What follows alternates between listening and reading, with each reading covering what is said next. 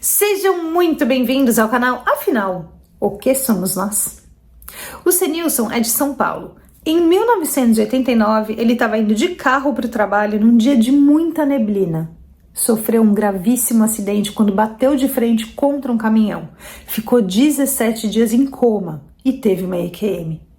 Ele não se lembra de nada, absolutamente nada do acidente. E se lembra de absolutamente tudo da EQM.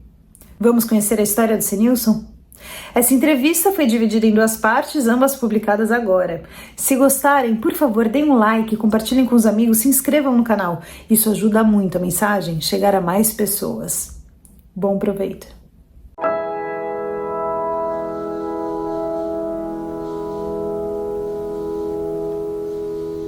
Cenilson, bom dia. Muito obrigado por você aceitar compartilhar conosco do canal Afinal que somos nós, a sua experiência de quase morte. Peço, por favor, que você se apresente, nos diga de onde você está falando, o que você faz e nos conte tudo no maior detalhe que for possível. Agradeço mais uma vez e a palavra está com você. Bom dia, Carlos. Eu que sou um felizardo de uma situação dessa, porque isso foi uma situação que ocorreu comigo, uma situação que ficou muito marcada na minha história, de ter passado pela EQM, que, por sinal, eu fiquei sabendo que era EQM a questão de 1 ano atrás. Embora tinha passado esse nome, eu desconhecia. Embora procurei algumas até entidades religiosas para ver se eu achava, para ver o que tinha acontecido, né? Isso aconteceu e, por sinal, quero agradecer a Deus pela oportunidade de estar participando do teu canal e agradecer as pessoas que no meu canal do YouTube me indicaram para que eu falasse contigo, né? Então, isso demonstra o sério trabalho que o teu canal possui. Tudo aconteceu comigo no dia 24 de maio de 1989. Eu trabalhava numa metalúrgica em Diadema.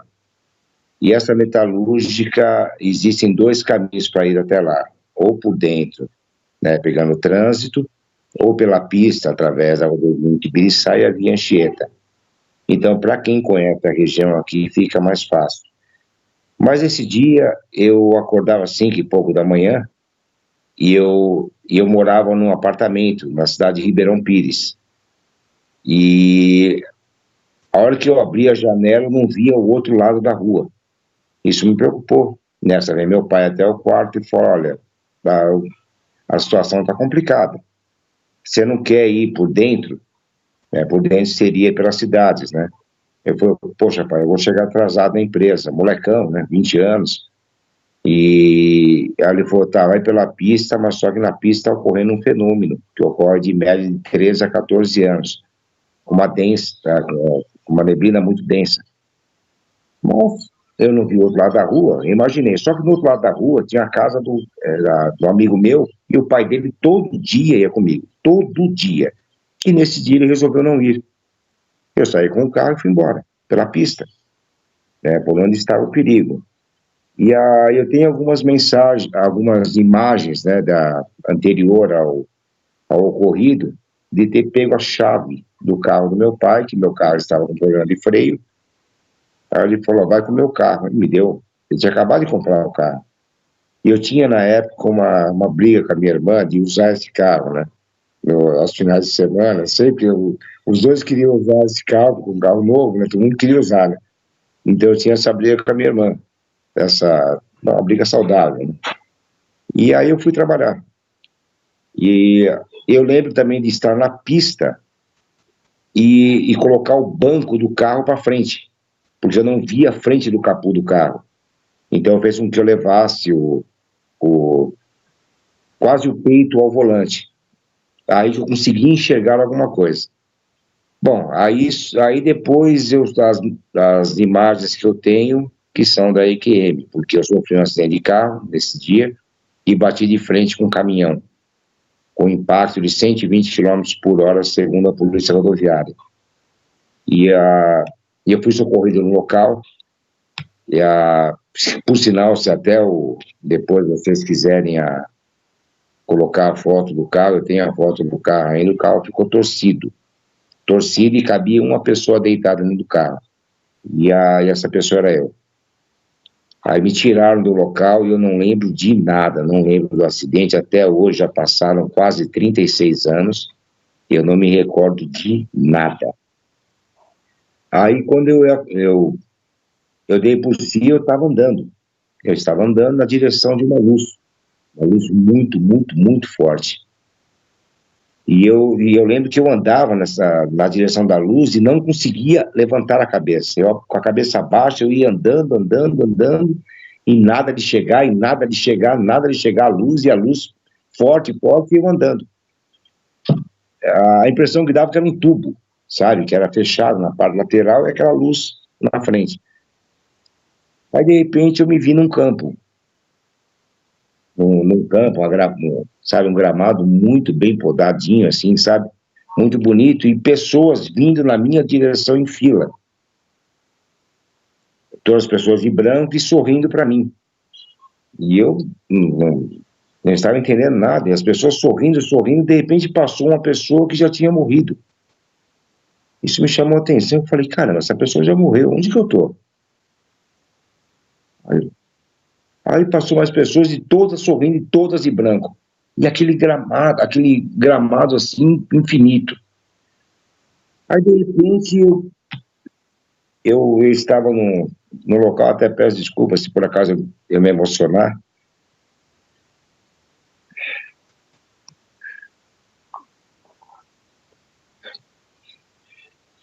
Toda vez que eu conto, eu me lembro. Eu me vejo no local. Aí, de repente, eu encontrei com uma pessoa com o nome de Odair. E olhou para mim e falou, pô, Senilson, demorou, hein? Eu falei, demorou do quê? Aí ele falou, eu falei, de onde que eu tô? Ele falou, não, você tá bem, fica tranquilo, você tá bem. Eu falei, tá, mas cadê minha família? Ele falou, não, eles estão bem também, fica tranquilo, que depois eu te explico. Ele falou, a partir de agora você vai entrar. Aí eu entrei na casa com ele, era um sobrado. Eu entrei na casa com ele e falou, o teu quarto é aquele lá. Eu falei, o meu quarto? Ele falou, é. Só que momentos antes, eu vagava pelo hospital, né, e eu não conhecia esse hospital. Eu fui socorrido e levado a um hospital que, por mais que eu tivesse passado próximo dele, eu não sabia nem da existência desse hospital. E aí eu ficava vagando, passando por paredes. E era molecão, né? Eu ficava... Como é que foi? Você estava no gramado, de repente estava no hospital e de repente estava na casa?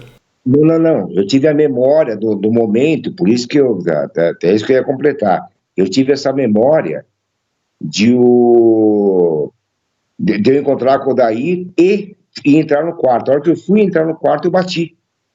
Ele falou assim, aqui não é assim não, aqui tem que ser na maçaneta. Só que aí eu me lembrei que eu estava no hospital vagando e eu passava por paredes. Que eu acredito que antecedeu, né, o encontro com eles. A primeira coisa que você viu foi o túnel. Foi o túnel. Aí, de repente, você estava no gramado ou no hospital? No gramado. E aí, do gramado... Isso que está confuso para mim até hoje, Carlos, porque a imagem que eu tive na hora que eu cheguei no meu quarto, que eu fui entrar aqui, eu bati na porta, aí me veio na mente e falou, peraí, mas no hospital, onde você estava, você passava por paredes. Então, no hospital, eu passava por paredes. E aonde eu fui entrar, que eu encontrei com esse daí, que ele disse que seria o meu quarto, que eu fui entrar como fazia no hospital, aí eu dei de testa na porta. O Odair não estava naquela fila de pessoas que estavam passando, vindo a você? Não. Não estava com uma roupa normal. Uma roupa normal, assim, nem a nossa que a gente usa aqui, né? Eu peço até desculpas que eu acabei interrompendo o seu relato, mas é só para ficar claro porque eu me senti um pouco confuso. Então, vamos lá. Túnel, gramado, fila de pessoas vindo, de repente você encontra com o Odair, que indica um quarto, você tenta abrir, você tenta passar pela parede, não consegue, ele explica para você que aqui é diferente, tem que ser na maçaneta, e nesse momento é que você se lembra que em algum momento dentro da EQM você esteve num hospital, e que nesse hospital você conseguia passar pelas paredes, é isso? Exatamente, é exatamente isso. Então, por favor, siga em frente, eu vou tentar não interromper mais. Imagina. Então, porque até para mim, para explicar, porque eu ia chegar no ponto onde eu ia falar do hospital, que eu vou falar do hospital. E aí, a hora que eu abri a porta, eu dei de cara com um guarda-roupa. Um guarda-roupa e uma cama do lado esquerdo. E só isso. Aí eu abri o guarda, e a minha prancha de surf estava do lado do guarda-roupa de pé. E eu estava aprendendo a surfar na época, né? Então, que por sinal nem... algo que eu nem aprendi. Aí ele falou assim, vamos surfar? Eu falei, surfar? Eu falei, vamos. Foi a hora que eu abri a porta e vi minha prancha lá. Ele falou, tuas roupas estão aí.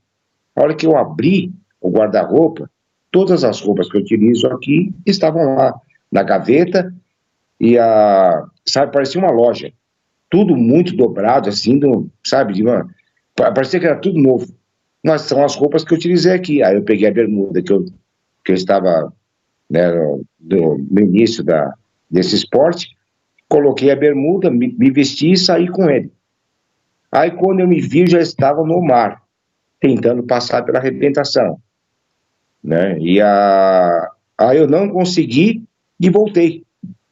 Voltei, ele saiu do mar também, eu falei assim, onde que eu tomo banho? Ele falou, aqui. Eu falei, como aqui? Na frente de todo mundo? Ele falou, não, fica tranquilo, aqui não tem isso não. Aí pela segunda vez eu perguntei, eu falei, Odair, onde que eu estou? Ele falou, fica tranquilo que depois a gente conversa. Aí eu tomei banho nesse local, que é uma piscina, é algo que, sabe, são coisas que não dá para explicar, assim, a beleza, sabe, a beleza é muito grande. É umas pedras grandes e uma água morna. Aí eu mesmo acanhado, assim, tomei banho, né, e saí. Aí acabou a cena com o Odair. Aí eu voltei para casa, eu fiquei 17 dias em coma, eu não sei qual período do coma que foi isso, mas agora que vai entrar a parte mais profunda da IQM, que eu considero. Nós estávamos aqui, nesse mesmo local onde estou falando com vocês agora, e o meu pai chegou para mim e falou assim, vamos até o hospital? Eu estava de volta aqui, né? Eu falei, vamos. Ele falou, vamos lá dar um abraço nos médicos, agradecer os médicos. Eu falei, tá bom. E nós fomos até o hospital. Quando chegamos no hospital, eu fui recebido com uma celebridade. Telefonista, seguranças, as pessoas que me vinham até mim para me cumprimentar. Né, e tudo isso para mim até então era estranho, né? Embora eu já tinha visto o carro, né? O carro como tinha ficado. Então, tudo isso para mim era estranho, né? E aí, ele questionou onde estava o Dr. Cabral, que é o dono desse hospital. Esse hospital chama-se Assunção. O hospital é a Maternidade Assunção. E aí, nesse hospital, aí a recepcionista falou assim, Sica, eles estão todos no refeitório. Ele falou, opa, cheguei na hora boa, então. Né, demos risada e fomos até o refeitório.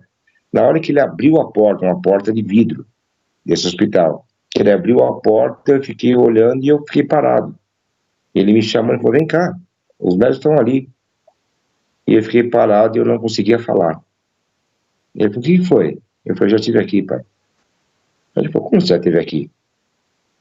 Eu já estive aqui, minha mãe estava tomando café com a minha tia Albertina. Minha mãe estava com vestido bege, chorando muito, e a minha tia Albertina com vestido azul, que era o tradicional que ela utilizava, realmente, né? As duas utilizavam. E eu falei, uma estava de frente para a outra naquela parte do balcão ali. Só que eu não conseguia chegar na minha mãe, porque parecia que tinha uma onda, uma energia muito forte que impedia uma parede, sabe, que impedia de eu chegar nela. E eu queria acalmá-la. Eu vi que ela estava desesperada, eu queria acalmá-la e não conseguia acalmá-la. Não conseguia chegar. Aí fazia aquele som, bum, bum, bum, sabe, como se fosse algo de energia, e eu não conseguia chegar nela. Aí de repente apareceu, um dos médicos levantou e falou: "Ei, senhor, você está bem?" Eu falei: "Bem?" Falei: "Tô, graças a Deus." Falei: "Poxa, eu te conheço." Ele falou: "Você me conhece da onde?" Eu falei: "De uma sala de cirurgia." Ele falou: "Tá, então você me explica como é que é essa sala." Eu falei, essa sala é uma porta na entrada esquerda, eu estava deitado aqui. Ele falou: "Deitado, você estava?" Eu falei: "É, eu estava deitado numa maca, do meu lado esquerdo uma pia de inox com os instrumentos de vocês, uma loucura dentro da sala, e você estava desesperado, mexendo no meu braço." Ele falou: "Eu estava procurando artéria, porque as tuas veias estavam murchas. Você chegou com 0,5 litro de sangue no hospital, no corpo inteiro." Eu falei: "É mesmo?" Ele falou: "Só bombava o coração." E para minha, no momento assim, até para infelicidade deles, o meu organismo não aceitava o sangue que tinha no hospital. Então foi uma correria muito grande. E ele falou que eu queria bater no motorista do caminhão, que tiveram que me segurar. Eu falei assim, ele falou: "Você viu isso aí?" Ele falou: "Tiveram 5 pessoas que seguraram e queria bater no motorista do caminhão." Agora, por quê? Não tenho a mínima ideia. Nós continuamos conversando, aí ele falou assim: aí o organismo não aceitava sangue. Aí foi constatado, apenas para ilustrar, eu tive 2 alcalose metabólica, que é a morte, né, do organismo, tive 2 paradas cardíacas, tive traumatismo craniano, tem uma tatuagem aqui, ó, uma cicatriz aqui, foi a coluna do carro que bateu, aqui eu estourei o para-brisa com o rosto, e eu tive fratura de desvio na coluna cervical, eu tive estourou meu baço, por causa do cinto de segurança, tive hemorragia interna, e eu saí do local morto, né, considerado na região de Riacho Grande como morto. E a tal ponto que depois que eu voltei a trabalhar, eu passei por um autoelétrico, apenas para complementar. E o rapaz do autoelétrico, ele falou, eu perguntei para ele: "Você ficou sabendo do acidente no Goiás aí?" Ele falou: "Lógico que eu fiquei." Foi um rapaz novo. Eu falei: "É mesmo?" O rapaz novo morreu na hora. Eu falei: "Você está brincando? Morreu na hora?" Aí eu peguei a foto do álbum, né, das fotos que tinham tirado do carro. Eu falei: "Esse carro aqui foi esse carro mesmo, você conhece o cara?" Eu falei: "Sou eu." Ele arregalou os olhos para mim, que eu saí como morto do local, né? Então, aí, voltando na conversa com o anestesista, ele olhou para o meu pai e falou na sua cabeça. Ele falou: "É exatamente isso que aconteceu." Ele falou: "Como é que você assistiu isso?" Eu falei: "Sentado." Eu: "Sentado?" Eu falei: "É." Ele foi com o braço cruzado, vindo para baixo do meu corpo, e a correria na sala de cirurgia. Então, são essas coisas que ficaram marcadas, sabe, para mim. E a tal ponto que, quando voltamos para casa, esse médico, ele falou assim: "Ó, conversa com a tua esposa se ela estava com a tua cunhada", e foi confirmado. Tá, então minha mãe confirmou na época, né, que realmente ela estava nesse momento com a minha tia, tomando café e chorando muito, mas que foi o momento, então eu assisti.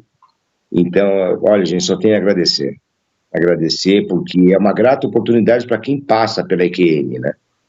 Agora, quem está em volta é um momento muito triste, porque eu estava todo entubado, né? Todo entubado, então eu não tinha movimentos, né, assim, que mostrasse a parte vital, e mal as pessoas imaginavam que eu estava vivendo, entendeu? Então é isso que essa minha intenção, né, de falar para a gente ser melhor a cada dia, sabe, procurar se melhorar, se lapidar, sabe, olhar para o próximo como nós mesmos, porque a vida não para por aqui. Aqui é uma passagem, a vida continua. Vamos então às perguntas, Senilson. Você falou logo de cara que a batida foi a 120. Só para explicar para quem está nos ouvindo, isso a polícia informou a você que você devia estar mais ou menos a 60 e o caminhão a 60 no sentido oposto, que somados dão os 120. Não é que você estivesse a 120. É isso aí. Para ninguém achar: "Nossa, mas ele estava 120 embaixo de uma neblina." Não, estava 60, mas na soma dava 120. Os dois estados de movimento, né? Me chama a atenção que você não se lembra do acidente até hoje, passados tantos anos, assim como parece que isso é universal, parece que ninguém se lembra do acidente na hora que aconteceu. Aí eu sempre pensei que é uma amnésia do nosso corpo e tal, mas tem uma outra informação, que alguns relatos mostram que a pessoa foi retirada do corpo momentos antes do acidente. Pelo que eu entendo, talvez, através dos relatos, dá a impressão de que a pessoa não sente o choque, ela é retirada antes. E eu fico me perguntando se isso tem relação com o fato da pessoa não se lembrar. Fica só uma observação para a gente pensar sobre o assunto. Então, indo pela ordem, a primeira coisa, agora que você se lembra, é de estar dentro de um túnel. Eu pergunto, esse túnel que você disse que sentia que era como se fosse um canudo, É como se fosse aqueles túneis da Serra do Mar, sabe? Aqueles túneis nesse formato. E você via um chão? Não, só havia luz. Dentro desse túnel você não viu ninguém? Não. Você não ouviu voz? Não ouvi voz. Você não se sentiu acompanhado por alguém que não fosse o Odair, por exemplo? Não. Odor, não tinha nada. Só a visão assim, e aquela agonia de querer chegar na luz. Você sentia uma agonia, você não tinha um outro tipo de sentimento, de, como alguns falam, de plenitude, de paz? Não, eu queria chegar na luz para saber o que estava acontecendo. Eu queria andava na luz desesperado. Era um desespero diferente, sabe? Mas era como se fosse um desespero aqui desse plano, sabe? Eu queria andar, queria ver o que ia acontecer, andar e não queria sair da luz. Entendeu? Eu lembro, só queria andar em direção à luz. A única coisa que eu me lembro. Você nunca sentiu em toda a experiência estar acompanhado por uma presença, mesmo que você não a ouvisse ou a visse? Nunca aconteceu? Não. Você se sentiu, em algum momento de toda a experiência, conectado como se você fizesse parte daquilo? Por exemplo, quando você viu aquele gramado, por exemplo. Sim. Essa que é uma confusão que eu trago até hoje. Que sabe, da impressão que eu falei no começo da entrevista, da impressão que eu morri, sabe? Não sei que plano é esse que eu estou agora, mas aí me reforça o fato do acidente e as pessoas do meu convívio, né? Até então, é o que me conforta, mas às vezes a impressão que eu não estou aqui. Tá, mas deixa eu entender. Eu perguntei se você se sentia parte daquele todo e você disse que teve a sensação de que você morreu. Como é que essas duas coisas se ligam? Você sentiu que estava morto porque você viu pessoas na fila que já tinham morrido e isso racionalmente te fez pensar, ok, então eu também já morri? Ou você se sentiu conectado àquilo tudo, ao gramado, às pessoas e o que mais você visse? Foi muito estranho, sabe, Carlos? Muito estranho, porque eu não consigo mensurar isso que você está falando sobre eu estar com um grupo, porque era muito confuso. Eu não sabia onde eu estava, sabe? Eu sei que existiam pessoas lá, eu vi pessoas que já tinham morrido sorrindo para mim, então para mim era muito confuso. Caso eu tivesse já morrido, eu ia saber depois. Porque a tal ponto que o Odair falou por 2 vezes, falou, depois a gente conversa. E ele nunca conversou, né? Não. Até hoje eu não sei, não lembro da fisionomia dele. Ah, você não lembra? E você tinha uma sensação de que você o conhecia? Eu tinha a sensação porque ele veio falar comigo, mas, sabe, dá a impressão que eu conhecia ele, mas eu não lembro da fisionomia. E eu não lembro de nenhum amigo meu com o nome de Odair. Eu não tenho nenhum amigo, nada, sabe, com esse nome. É estranho, foi muito estranho. Mas quando ele se aproximou, você teve uma sensação de familiaridade? Sim. Eu sei que eu conheci até o ponto que eu chamei ele pelo nome também. Eu chamei ele pelo nome, mas não sei quem que é. Mas você o chamou pelo nome antes dele se apresentar como Odair? Não, ele não se apresentou como Odair. Ele veio e falou, ô Senilson, tá? Você demorou, hein? Eu falei, Odair, onde que eu tô? Mas aí já saiu direto o Odair para ele. Entendeu? Eu chamei uma pessoa pelo nome que eu não sei nem quem é. E naquele momento, já que você não sabia quem era o Odair, você tinha alguma lembrança da vida terrena aqui, de seus parentes? Tinha, sim, que eu perguntei da minha família, né? Ele falou, eles estão bem. A partir do momento que ele falou, eles estão bem, me acalmou.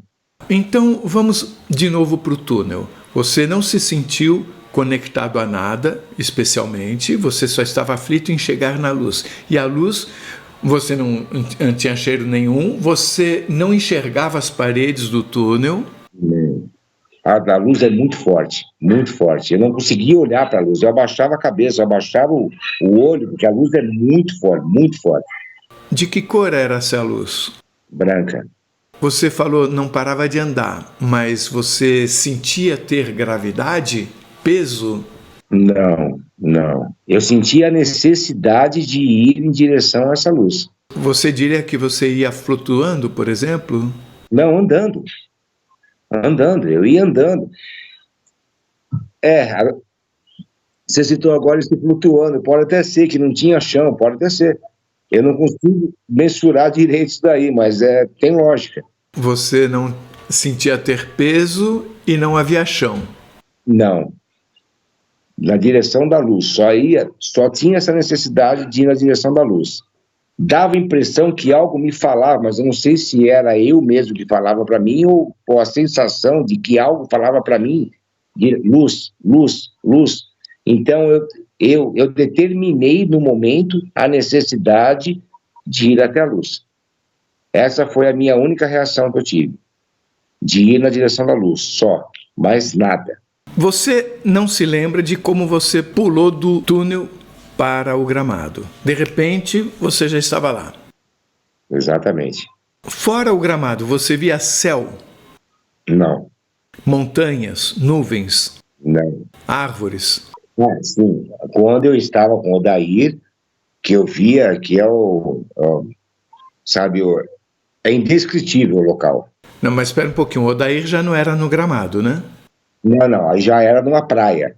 Tá, então vamos lá. No gramado, você disse que viu pessoas vindo em fila na sua direção. Mas elas passavam por você e seguiam reto ou se aglomeraram à sua volta? Sabe, direto.